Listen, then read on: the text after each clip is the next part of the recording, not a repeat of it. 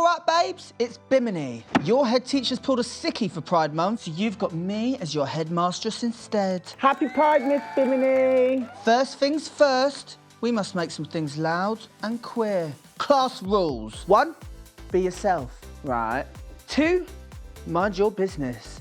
And 3, stream anything by me, Bimini, available on all streaming platforms now. Miss, can you say that again? We're queering up the curriculum from biology to English and herstory. So buckle up and welcome to the Queer Academy. Miss, what year is it? Our first lesson at Queer Academy is biology. No, not Girls Aloud's third best single. We're talking bodies, like Tuvelu. We've all got a body, and they're all very different. Yet, we're always told we should fit neatly into one of 2 categories. Now, I don't know about you, but I know people of all different heights, weights, complexions, shoe sizes, bone structures, hairlines, like my own. So why do people say there's only 2 sexes, male and female? Well, this is usually an argument used to prove there are only 2 genders, to erase trans and non-binary people from reality and prove that we don't exist. But honey, I've got some news for you. First of all, gender and sex are 2 separate things. Secondly, there are more than 2 biological sexes. So, like, what's the difference between sex and gender? Sex is based on your physical and genetic makeup, indicated by your chromosomes, gonads, hormones, and genitals. Gender relates to your inner identity, your behaviour, self-expression, and the socially constructed roles and expectations of society. So, sex is like my DNA and my physical body, and gender is my personality. To put it simply, yeah. Now, there's 8 billion people living on this planet, all with different perspectives, personalities, styles, spiritual beliefs, the list goes on. Do you think all 8 billion bodies can be split into 2 neat biological categories, aka binaries? Maybe. The answer is no. How do you know that? Because approximately 136 million people are intersex. What's intersex? Intersex is an umbrella term that covers more than 40 variations in physical sex, from your genitalia to your chromosomes and hormones. There are more than 1 million people who are intersex living in the UK right now. And like, how do you know if you're intersex? Sometimes you'll know from external genitalia. Other times it's only noticed from internal genitalia or a person's chromosomes or hormone levels. So people can have both kinds of genitals? Yes, people can have ovaries and testes, but there's many different ways of being intersex. Is that normal? It's natural, it's biology. Asking if it's normal is what the binaries of sex and gender have done to human nature. So like they're fine to live with both? The majority are, yes. The Council of Europe's Bioethics Committee found only 3 of more than 40 variations require medical intervention for the sake of a person's health. So most people who are intersex don't get surgery? Unfortunately, more people who are intersex do undergo surgery than they actually need to. Why, miss?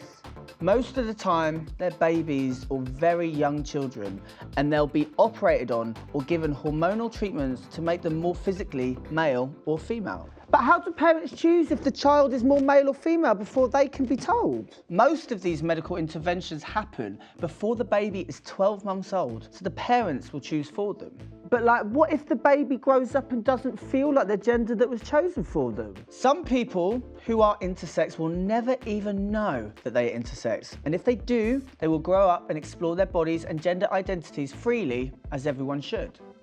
People who are forced to be either male or female by having unnecessary medical interventions often experience gender dysphoria as they grow up. Is it legal to do that? Yes, it's currently legal in the UK. That's not right. This is a public service announcement. Did you know there are more people who are intersex than there are gingers in the world?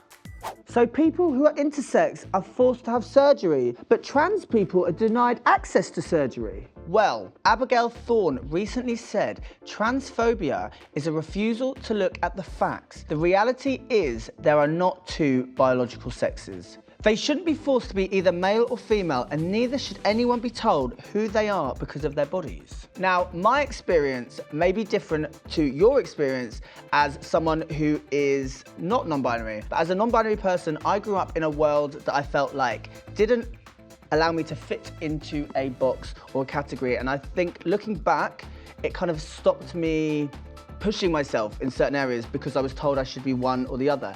As I got older and I moved to London, I experienced queerness in all its glory, and I was around so many different people that lived different experiences to myself, but we all accepted one another, and it allowed me to come to terms with and accept that I'm gender non-conforming, and I reject the social binary and construction that has been created before me, and I've been happier ever since. When did you come out, miss? Oh, babe, I've always known I was not what I was told I should be. I was dancing around at a very young age and then being told that that wasn't masculine, that wasn't male. I knew I was quite emotional, I knew that I was kind of more myself, and I feel like I've always known that I've felt a bit different, and I think as a kid, I started understanding social constructions and social cues. And I feel like that kind of boxed me in a lot. And as I got a lot older and experienced queerness in a different way, that's when I kind of come to terms with, it's not even come to terms with it, I just accepted that I was myself, and made me happier. So like, when should someone come out? Somebody should come out when they feel ready, and they shouldn't feel pressured by anyone to come out. And it is never acceptable to out anybody. If you want to come out, you come out and do you, baby. If you don't want to come out, that's totally valid. But it's fabulous. And my experience doesn't harm yours or anyone else's. So non-binary people exist and have always existed and will continue to exist forever. Love you. So, what did we learn? I've learned that sex and gender are split into two categories, but people aren't born into these categories naturally. And should never be forced into them. All right, PE is next, but I'm in heels, so I'll see you after lunch. When's lunchtime? Wait, The bell doesn't dismiss you, the flag does. join us next time for chemistry. Let's talk about sex. How to have it, when to have it, who should have it, why you have it, should you have it, do you want to have it, do you need to have it? Miss, I forgot my PE kit. Miss, I've broken my leg. Miss, I can't do PE, I've broken my leg. Can I stay with you?